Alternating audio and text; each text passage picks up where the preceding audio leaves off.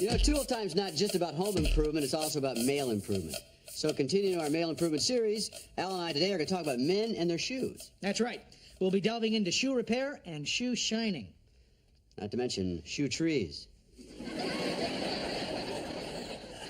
And shoe horns. Anyway, here's a pair of wingtips over here that have certainly seen better days. Now, when you have a shoe this damaged, you want to take it down to the original leather using rubbing alcohol. Right. Then for the rough spots, use a little leather dye, polish her up, you got a shoe as good as new. And remember, when using shoe polish, use a little bit of water. Make it shine really spectacular. That's right. Then you want to buff it with a cloth diaper. Make sure you remove the baby first, though. This will give your shoe a sheen for sure. You don't shay. All right, now, Tim, what were to happen if we have a brand new pair of shoes and the leather is hard and uncomfortable? Ooh, that could be a big problem if you had feet like Al's mom.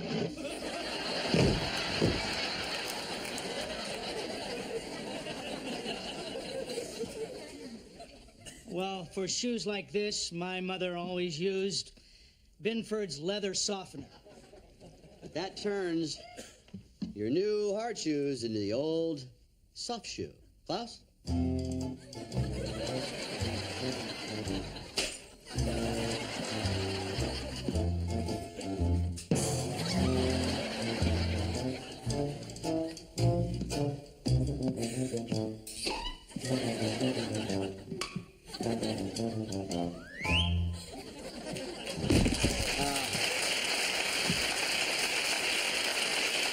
But enough of that foolishness. Let's get on with the next part of the shoe repair. Tim, did you call that a soft shoe? It's a joke, Al. Anyway, Klaus? Don?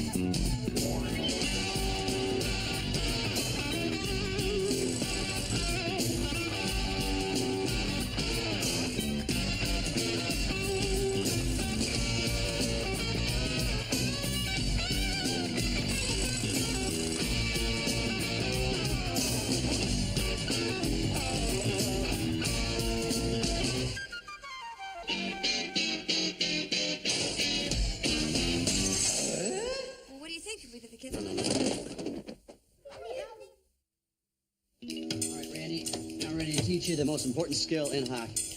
Fighting. No. Goaltending. Are you sure this is going to help? Positive. It can't hurt. Last week you gave him 14 goals. 15. No, 15 is what you got on your math test. Give it a rest, guys, okay? Now this is the Tim Taylor authorized puck chucker. Move out of the way, please. Put your mask down. Remember what I taught you. This thing shoots at incredible speed. That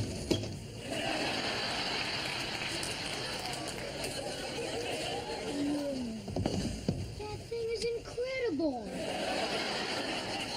Good thing he's wearing padding.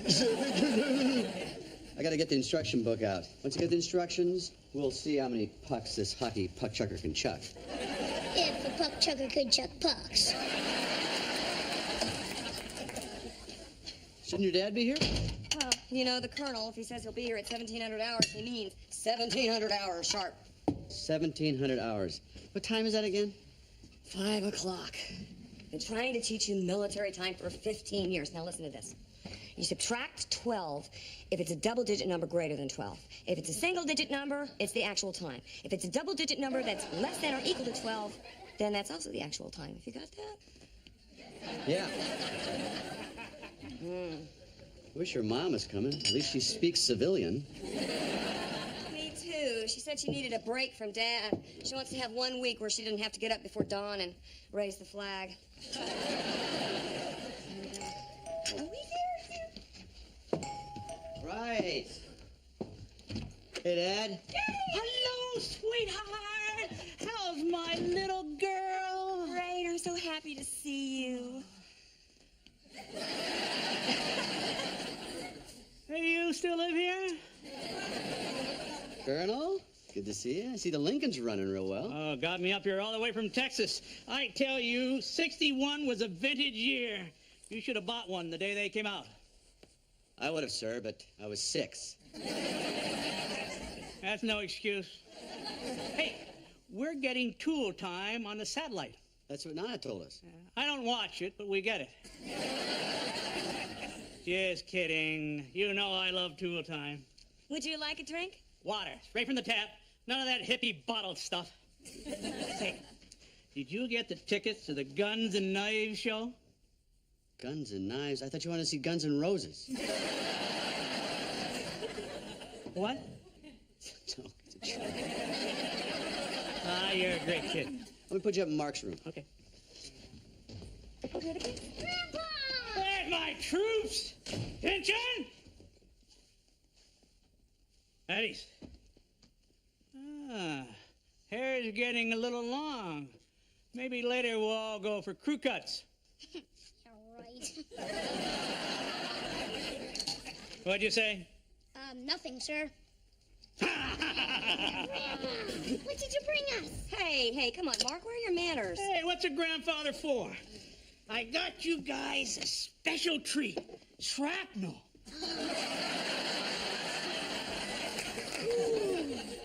Let's go show Jeremy. Yeah. Hey, watch it with that stuff. It's sharp. You bet it's sharp. That shrapnel was removed from my...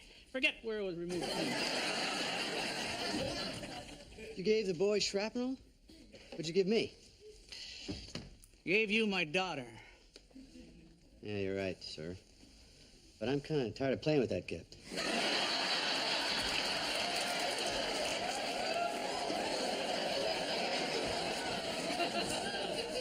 You know, Tim, about you always calling me sir. Yeah? I like it. No, actually, I do have something for the both of you. His and her bazookas. Better. I wrote a book about my experiences in the military. I got a copy for each of you. Hefty. Dad, you wrote a book. This is great. Yeah, Schwarzkopf can do it. Any bum can. Yeah.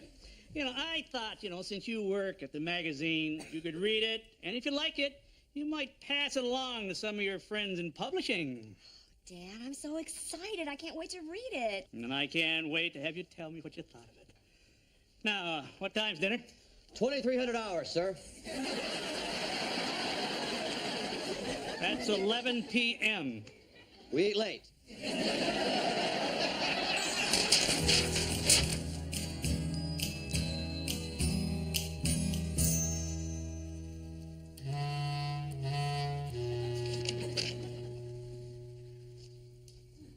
Are you enjoying it?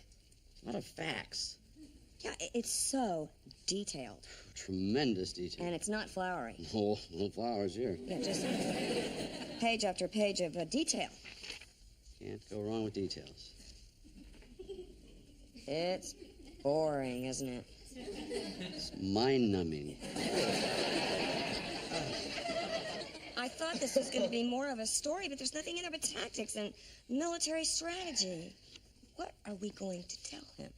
Tell him the truth. Oh, sure. You know my dad. He hears bad news, he hits the roof, then he sulks, then he doesn't want to talk about it anymore, and then the whole thing remains unresolved. He can take it. He's a tough guy. He gives shrapnels gifts. No way. I cannot ever tell him. Why not? When I do something you don't like, you don't hold back on me. I've held back lots of things from you, Tim. Back the truth trolley up here a little bit. What kind of things don't you let me know? Oh, where shall I start? With one. Okay. Know that green suit you bought? It wasn't green, that was more of a pistachio. You said it was stunning. What was stunning was that you could walk into a store and actually walk out with that suit. All right, we got the machine up and running. You're going to operate it from back here. Remember what I told you? All right. All right, I'll give you the pointers now. Most important thing about being a goalie is that these things hurt. Sorry, Dad. A good goalie is always prepared, all right? Hey! I saw where you're aiming that thing. All right, stand in. Dad, I can't run out of pucks. I need to reload. All right, reload. Dad, when is Grandpa getting up? Oh, let's see. He went to bed at 2,300 hours. He wanted 9 hours of sleep. That's 3,200. Minus 12, you add that up. 20 o'clock.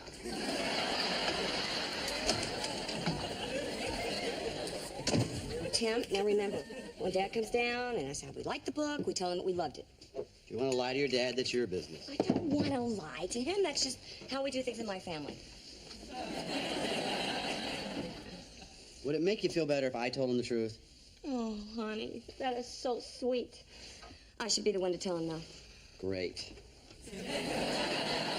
But since I can't... Jill, Well... Jill, listen to me. Look, what if I get the ball rolling and you just jump in when you feel comfortable?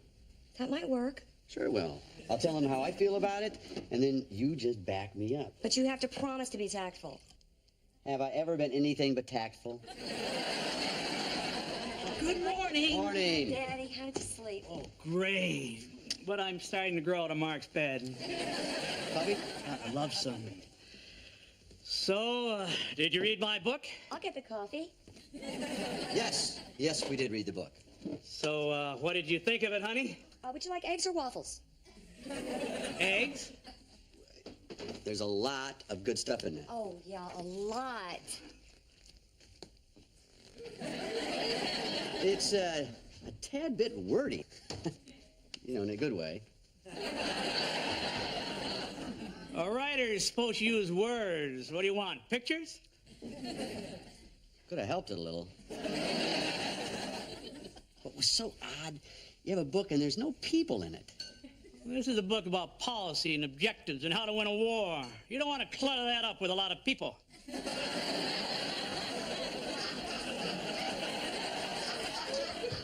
Good point. Writing a book about war, you don't want to talk about people.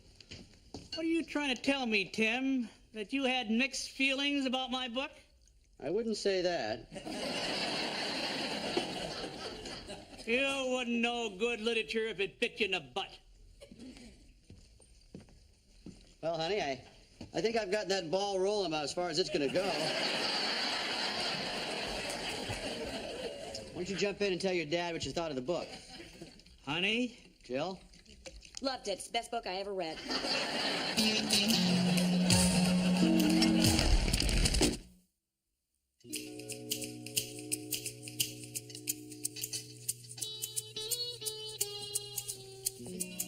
So, can I get you something else? Would you like a slice of coffee cake? Sure. Just use the knife you stuck in my back. Can't believe you sold me out. Tim, you're overreacting. No, what I know is that I tell the truth and I come out like the bad guy. How can you be so selfish? What? This whole thing is between me and my father, and all you care about is how you come off? What? Well, I think you could be a little more supportive in a situation Supportive like about this. what? Hey. I appreciate you defending me, but he's entitled to his opinion. Thank you. Even though we both know he's wrong. Let's face it, Tim, you have no taste. Tim has wonderful taste. Oh, yeah? Remember that green suit he wore to your sister's wedding? It wasn't green, it was avocado, almost melon. So, when are you going to bring my book to your publisher? Well, you know, Dad, I think that, she's kind of busy right now. She's out of town, in fact. Well, who's the number 2 in command? We'll speak to him instead. Dad, he's not going to want to talk to me. He doesn't even know I work there. Well, then, this could be your opportunity to put yourself on the map. Dad, I couldn't use you to further my career. Nonsense. Now, we'll go down there first thing tomorrow morning and show them my book. I can't do that. Why not? Because I wasn't totally honest with you before. Daddy, this is really hard for me to say, but the book is just really not very good. And why'd you say you loved it? Because that's what you wanted to hear. Don't tell me what I want to hear. I want to hear the truth. Well, I'm telling it to you now. Fine. You didn't like the book. I'm going to get the boys. We'll be back at $1,300. What time is that? It's 1 o'clock. Why is that so difficult for you to understand? Every private in the Army gets it by the end of the first day. Daddy, I'm really sorry that I upset you, but you know... I'm not upset. If I were upset, I'd be yelling. I remember now the salesman said that suit was a Loden Heather.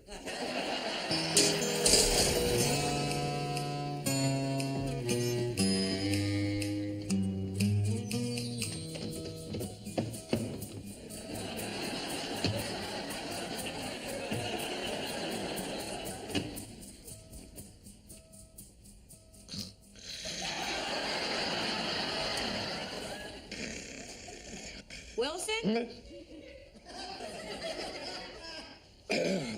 Heidi-ho, neighborette. What are you doing? Well, I'm just trying to read this extremely lengthy tome that your father gave me. Why are you doing it out here? It's freezing cold. Well, I tried reading inside, but I kept falling asleep. Tim and I tried to talk to him about it today, but he just got real upset. Well, there are those people that don't respond well to criticism. Yeah, and some of them yell. You remember that movie, Old Yeller? Mm-hmm. When it came out, we thought it was about Daddy. Well, that must have been difficult to grow up with. Yeah, it was. That's why we had this house policy never to upset him. I always tried to follow that rule, but today I couldn't. So you're feeling that telling him the truth was a mistake? I've always really adored my father. You know, I don't want to do anything to hurt that relationship. You mean the relationship where you don't tell him the truth? Yeah, that would be the one. No, I mean, look what happened when I told him the truth. Maybe I should have just kept my mouth shut.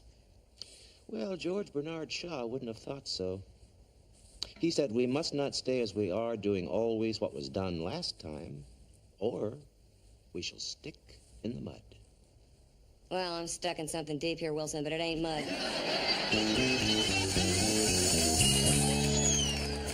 Well, I'm standing there in Korea, right on the 38th parallel, when who tapped me on the shoulder? General Douglas MacArthur. Who? Your father never told you about General MacArthur? Nobody told me about General Motors. Well, this guy was even bigger. So we're standing there, and what do you think he hands me? An apple? A grenade. You know how to throw one of these things, son? You grip it in your right hand, you pull the pin with your teeth, and you let it fly. No throwing grenades in the house, Mark. How'd you know what it was? You kidding? I grew up with fruit ammunition. Honey, would you go upstairs? I want to talk to Grandpa. Okay. Can I talk to you for a minute, Dad? About what? Don't say the book. Dad, I wish you wouldn't take my criticism so personally. I said I don't want to talk about the book. Well, I do. Where do you get off criticizing me in the first place? What do you know about the military? You see, this is why I didn't want to tell you. Because I knew that you would overreact. You always do. That's why nobody can ever tell you anything. What are you talking about? When we were growing up, we weren't allowed to tell you anything that might upset you. Oh, really? Then why the hell was I upset so much? Dad, you didn't know half of what was going on in that house. I knew everything. Oh, you did you? Okay, did you know that when I was in high school and I said that I was going on that all-girl ski weekend that I really went to a peace march in Washington with Tommy Burnett? Tommy the commie? I don't want to know it. You see?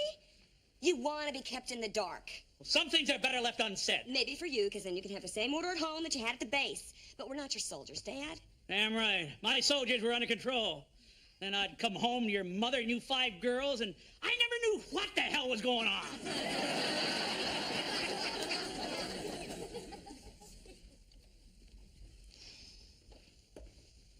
Dad, I love you so much. And there were a million times that I needed to talk to you. But I felt like I couldn't. I thought I was pretty easy to talk to. Well, you're not. Well, we're talking now. Yeah.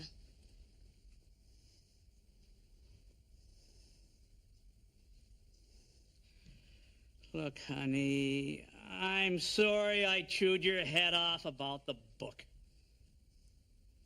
I'm sorry I didn't like the book. But I'm glad that I had the guts to tell you the truth.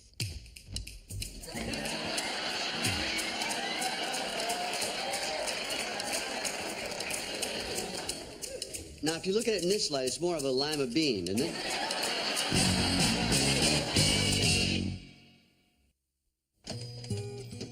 Hi. Hey, what are you doing? This thing's too easy for Randy, so I tweaked it up a little bit. Oh. I hate when you say that word tweak. It makes my hackles go up. I love when your hackles go up. Where's your dad? It's 20 degrees outside, and he's out there futzing with the Lincoln. Watch how hard this thing hits the net now. Randy's gonna be a great goalie. Watch the top left corner.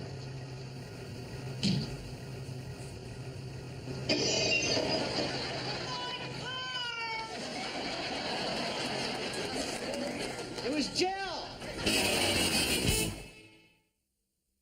Fine. You didn't like the book. I'll go pick up the boys. We'll be back at 13 hours. 1,300 hours.